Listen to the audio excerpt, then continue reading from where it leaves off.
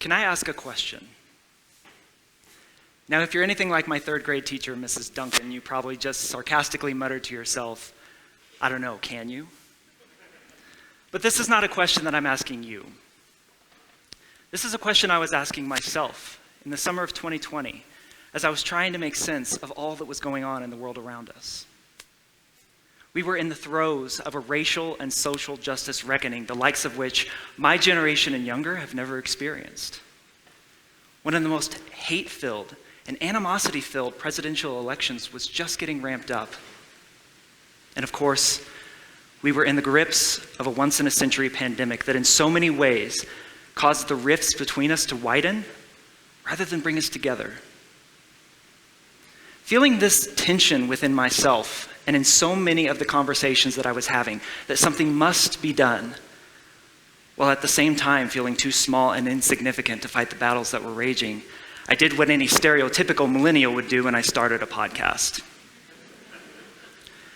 I wanted to explore what it would take for us to find common ground, to be able to sit in uncomfortable conversations, in uncomfortable situations, with people whose views made us uncomfortable, with the theory that perhaps we're not as divided as we seem to be.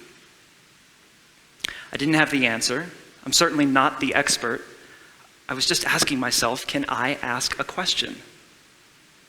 If all I do is interview people from different backgrounds and perspectives and viewpoints and simply ask them questions, can I possibly unearth a way for us to find common ground? After all, interviewing people and asking questions is one of the things I know how to do best. You see, I graduated from Kansas State University with a degree in journalism and mass communications. And after college, I went to work as a reporter and editor at the Emporia Gazette newspaper in Emporia, Kansas. Population about 24,000 people. With that background, I set out on my podcasting journey. My podcast was appropriately named The Follow-Up Question. And I interviewed authors and coaches, CEOs and entrepreneurs, philosophers, college professors, activists, other journalists. I interviewed Dr. Leanne Davey, who wrote the book The Good Fight, and I asked Dr. Davey, what do we do in the moments where we hear or see something that strikes a nerve and we want to lash out and respond? And Dr. Davey said she likes to take a moment, let that emotion flow through her, recognize it, and then ask the question, what could be true about that person's life that they might feel that way? It reminded me of a time in December 2020 at the height of the pandemic when I went to the post office. And there was a man at the counter, absolutely livid, ripping into the post office manager. The package that he had mailed a couple weeks earlier had not arrived on time. And he was upset, and he was letting everyone within earshot know it. And my first thought was, who does this guy think he is? He's a narcissist, he's a jerk, he's wasting everyone's time. But then I thought, what could be true about his life? What could be true in his life that he would feel and act this way in public?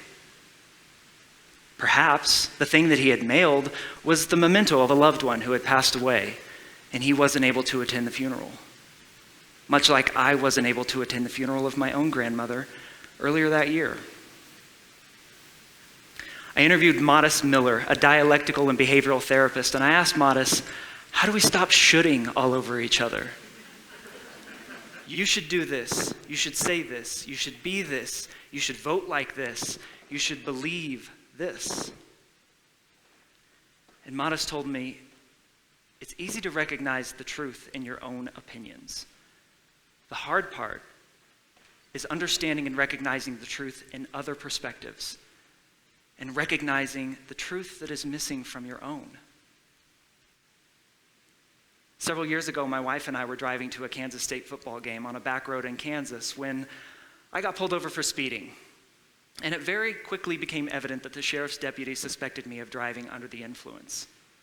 And for the record, I was not, but he asked me to step out of the vehicle. And as I opened my car door and got out, I remember the only thing going through my head was, I bet we're going to miss kickoff.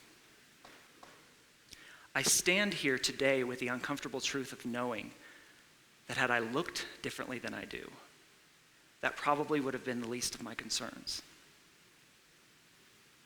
I interviewed Jeff Scoop, who for 25 years led the largest neo-Nazi organization in the United States, the National Socialist Movement. And just a couple years ago, Jeff got out. He left. And I simply asked him, how? And Jeff told me that it was only when a couple people approached him, not with judgment, but with questions that caused him to see the humanity in others, that he finally realized he had to leave that life behind. How can you hate me if you don't even know me? I'm struck by how often these days we can't seem to comprehend or understand why people don't think like we do. They don't believe and act the way we do. And then in the next breath, when we disagree, we shame and stereotype and dehumanize them.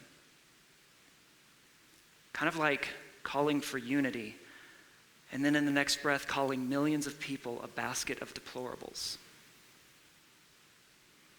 In interview after interview, as I searched for this answer to how we find common ground, the answer itself began to crystallize out of the very thing that I had been doing, which was to think like a journalist and ask more questions. And look, I realize even me saying think like a journalist is another one of those fire poker topics these days, what with the media being a sort of four-letter word. But I'm not talking about the kind of journalism that you see on cable TV.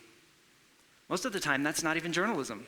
That's entertainment, designed specifically to polarize and not to provide a well-rounded and nuanced narrative of important stories and issues. Instead, I'm asking us to think like a local journalist, someone whose job is to tell the stories of the community in which they live and work. When I was a reporter at the Gazette, I would write a story for the newspaper and then see my sources for that same story the next day in the grocery store or at church or at the local barbecue dive.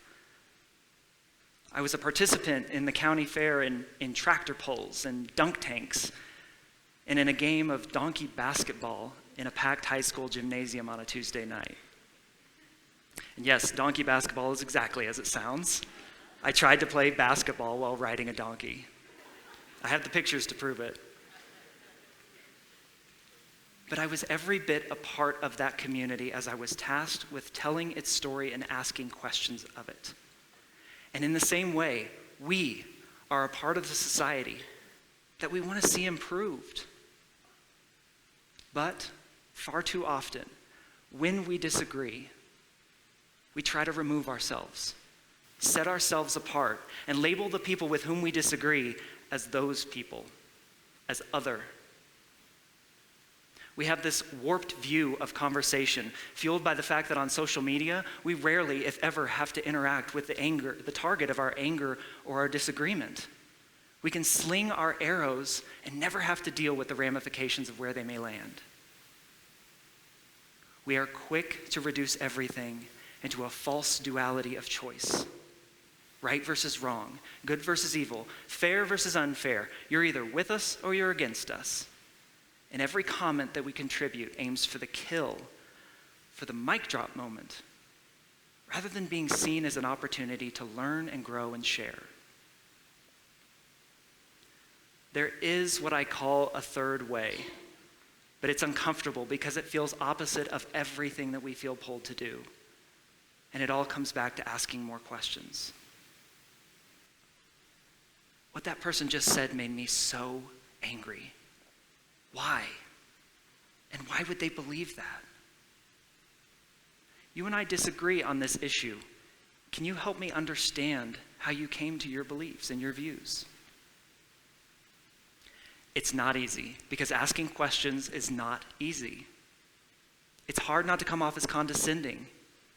It's hard to tamp down the lump in your throat that you feel rising up when you hear or see something with which you disagree at first pass. It's hard not to let your opinions and your assumptions of the other side cloud the very questions that you ask. But in the context of our more heated discussions, as futurist Brian David Johnson told me when I interviewed him, The moment you engage with someone and anticipate or presume to know what they will say, you've just limited that person. Instead, ask questions to learn. Ask questions to clarify. Ask questions to understand. And look, I'm not asking for us to agree on everything. I know that's simply not possible. But finding common ground means understanding and realizing that there are, as hip-hop artist and poet Jason Propaganda Petty told me when I interviewed him, there are common needs that we all share. We all want to be seen and to be heard. We all want to love and know that we are loved. We want to be known and know that we won't easily be forgotten. And to look across from you and see someone with whom you disagree and recognize this common need that you both share, this requires us to understand each other in deeper, more meaningful ways. But understanding does not have to equal agreement. In fact, I interviewed Peter Coleman, a Columbia University professor and author of the book The Way Out: How to Overcome Toxic Polarization. And he said that when we agree to go into conversations over hot-button issues and have nuanced, uncomfortable dialogue with each other, studies show that the participants in those conversations actually come out more firmly held to their beliefs than when they went in. The difference is that they no longer see the other side as an enemy to be crushed, as an opinion void of any and all truth, and as a threat to their very existence. And that is common ground upon which we can build. So with that knowledge and understanding, the question becomes, what are you afraid of? If you were to begin asking questions of and exploring and understanding viewpoints that differed from your own, what would you lose? Are you afraid you might be wrong? Are you scared you might face some uncomfortable truths? Is your offense your most prized possession and you would have to let go of it? Let me ask you this. Is this working? Are you happy with the current atmosphere surrounding our disagreements? Or are you ready for a third way? Are you ready to think more like a journalist? Are you ready to ask more questions? Because I got to tell you, there is such power and potential in choosing this path. I interviewed two men who appear to be, at first glance, at completely opposite ends of the spectrum when it comes to one of the most divisive issues facing our society these days: policing in the United States. Nick is a defund the police advocate, and Anthony is a police officer. I separately interviewed both men and just asked them questions about what they believe, how they came to those beliefs, and what they were for rather than what they were against. And when I went back and listened to their interviews, I was astounded at what I heard. Nick said that he wanted a system of policing in the United States where police officers were showing up to situations they were best equipped to handle, and that all people felt safe, seen, and protected under the laws of this country. Anthony said he wanted to work within a system of policing where he and his fellow officers were showing up to situations they were best equipped to handle, and that all people felt safe, seen, and protected under the laws of this country. They were essentially saying the same thing. They didn't agree on everything, of course not, but they both want a system that can work, and that is common ground where we can co-create new solutions together to big problems and big issues. But we never get there if we hide behind our hashtags and our slogans. Hashtag abolish the police. Hashtag Blue Lives Matter. We never get there if we allow our opinions and our assumptions about what we think the other side believes to cloud our judgment of them. We never uncover the common ground that exists between all of us if we are not first bold enough to ask the questions that reveal it. There is no doubt in my mind, asking questions leads to the common ground that exists between all of us. Because the truly beautiful part is what happened next with Nick and Anthony. When Anthony's interview went live, Nick said to me, "I can't wait to listen and learn." And Anthony actually reached out to Nick so that the two men could have a conversation and get to know one another. With all of that, now I want you to ask yourself, can I ask a question? I don't know. Can you? Thank you.